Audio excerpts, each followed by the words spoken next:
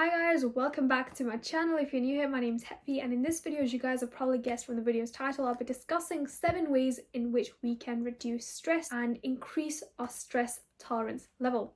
Now, I'm aware that many of you will be facing your marks after the Christmas, so I thought there'd be no better time to discuss these than now. Now, before I begin discussing ways in which we can reduce stress, I just wanted to address what stress is. And essentially, stress is our body's natural response to pressure. That is physiological or psychological reaction to an event that we perceive to either be threatening or where we have limited to no control over the situation or the circumstance. So essentially, when we're experiencing something new or unexpected to us that kind of threatens our sense of self, is when we start to experience what we call stress. Now, I'm aware that during the pandemic, many students would have faced anxiety and stress, which was primarily induced by kind of the new learning mode, self-isolation, and of course, having to direct one's own learning. So it's definitely something that has been challenging. But the 7 techniques that I'm about to discuss have been extremely beneficial and effective for me in overcoming those stressful situations and being able to manage those stressful situations a lot more easily, collectively, and calmly. So it's definitely something I'd state that, the more you practice, the better you'll get at them, and the more beneficial they'll be for you, and the more likely it is that you'll see some benefit results out of them than if you practice them just a couple of times. So it's definitely something I'd say that has a long-term benefit than it being kind of short-term. And with having said that, know that the techniques that I'm discussing are very easy to incorporate in your daily life with minimal amount of time that you may have available. So be sure to stick right till the end to reap the most benefit out of this video. So with having said that, let's begin with today's video. So I want you to brace yourself before I mention the first technique, because it's going to be one that not many of you are going to like, is to become a lot more active, right? This could be either you going to the gym, participating in a sport, whatever that may be, that enables you to gain that physical activity. It will not only help your body, but also your mind, because it's been known that if you're active, our brain releases hormones like endorphins, which are our body's natural painkiller cells and mood elevators, while suppressing stressful hormones like cortisol and adrenaline.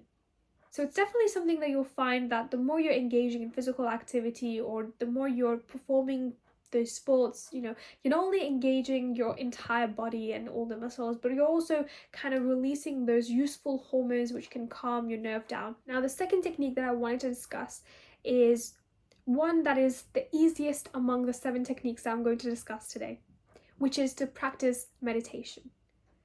By drawing attention to your experience that occurs in the present moment without judgment, usually characterized by curiosity, openness, and acceptance.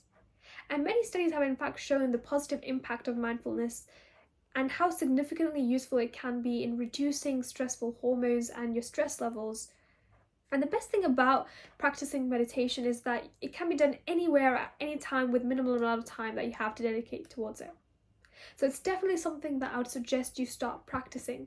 Now, moving on to the third technique is to connect with others more often, which could be your family, friends, peers, colleagues, whoever that may be that you're comfortable with, because adequate amount of social support can be extremely useful, as it allows us to know that we can seek their support whenever we find ourselves in kind of a stressful situation, or when we are unaware of how to resolve a situation. We can always approach them for help, right? And gain that third perspective can definitely be useful in order to how we can go about resolving that issue, solving that problem. So on number 4, and this one is one that I believe is extremely important for me, is to have some self-time, or downtime as some would refer to it, every single day, which is time that I dedicate just for myself.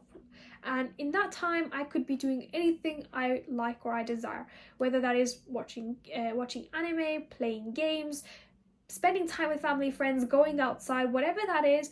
I like to use that time for me, for myself, what I enjoy, to think beyond the things that are stressing me out, or the issues that are there, which has shown to help boost, again, those endorphins that I've discussed before, and reduce those stress hormones, right? And often you'll find that when you're extremely stressed and you spend some time away from what it is that you're stressed about, you're more able to think straight and find solutions to that problem or to that stressful situation or circumstance than when you're just pondering on about it. And there have been studies that have shown ample of times the importance of self-care and how that has been beneficial for our mind, not only in the short term but also in the long term, in elevating our mood and kind of reducing the stress that we're experiencing. So self-care is definitely something that I would focus on if you aren't already. My fifth one is directly related to the fourth technique that I discussed, which is to engage in positive self-talk. Every now and then, just have a conversation with yourself, whether that is you facing the mirror or just you talking to yourself.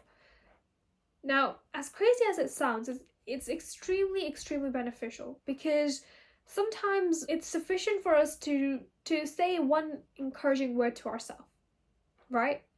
Rather than hearing those encouraging words from others, sometimes us telling ourselves and reassuring ourselves that we're capable, that we're intelligent, that we're beautiful, that we have what it takes to overcome the situation is all it takes for us to actually overcome that situation and to think of that situation in a positive manner. We don't always have to have others telling us positive things or encouraging us, right, to motivate us and to allow us to think straight and kind of overcome that situation. Sometimes just saying those things to ourselves can be just as beneficial, because it allows us to see what our own perception is. How do we see ourselves? What is our opinion?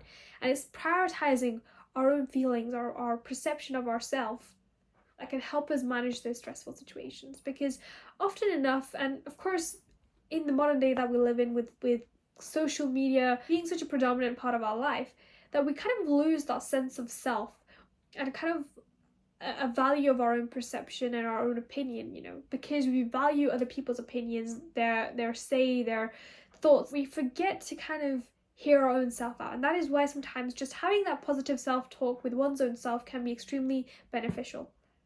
And I found that, especially during stressful circumstances, when I collectively calmly think to myself and encourage myself, I build on that self-confidence and self-esteem from within that allows me to deal with that stressful situation a lot more collectively and calmly. And now, with having touched upon social media, my next point is actually associated to that. So on number 6 is to reduce or eliminate the amount of time we're engaging in on social media. Since we're engaging so much on social media and kind of having that unrealistic expectation of what a perfect life is or what a perfect body is or how we should be, we tend to forget and overlook our own worth and kind of what we're capable of, which kind of adds to the stress that we already have.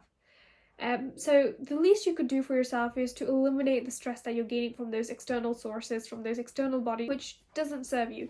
So I'd say it's a lot rational to reduce the amount of time that you're spending engaging on social media and spend that time elsewhere a lot more wisely, which could either be spending time with family, friends, or focusing on some educational activity or engaging yourself in some other activity, like playing a particular sport or engaging in art, music, whatever else it could be. Then social media can definitely help you manage stress. And you will find a lot of studies out there that have discussed on the correlation between social media and stress, and they actually go hand in hand.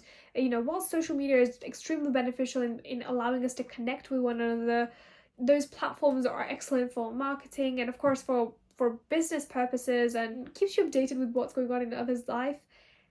It can be just as detrimental, and it's important to understand that. And that is why I state that, if you're able to reduce the amount of time you're spending on social media, you'll soon start to find that you have a lot more control over your life and kind of things that you're getting done. And finally, on number 7 is prioritization. When you learn to prioritize what needs to be done, what your goal is, and what your anticipated outcome is, you're less likely to be in a situation where you feel that unexpectedness or that lack of control. You're more likely to be on top of things, you're more able to get things done in an ample of time, and therefore you're less likely to experience that stress or that emotion of uncertainty of whether or not you've done sufficient amount of work or whether or not that's going to be sufficient, and kind of doubt your own abilities and your own kind of skills. which is especially true during examinations, where, you know, if you leave it right till the end, you'll just have so much work piled up that to get through all of that is going to be challenging. And often you will doubt whether or not you've got through everything, even if you do get through everything. And you most certainly will not have been able to have applied that knowledge or understand it as well as you would have if you had spread out your learning and the time you'd spent revising. So prioritization is definitely the most essential element, and you'll tend to find that the more you're focusing on your prioritization, the less stressed you're going to be. So these are the 7 techniques that have helped me, and I believe will most certainly help you. All I require of you is to start practicing these on a daily basis, and soon enough you'll start to reap their rewards, and you'll soon start to find that you're no longer as stressed as you were of those small things that really, in all sense, have little to no impact on you or benefit you or serve you. So I shall leave you on that note. If there's anything that you've learned from this video, guys, be sure to like this video. If you haven't already, subscribe to my channel and hit that bell icon right next to it to make sure that you're regularly updated. And I'll see you guys again in my next video. Take care. Bye.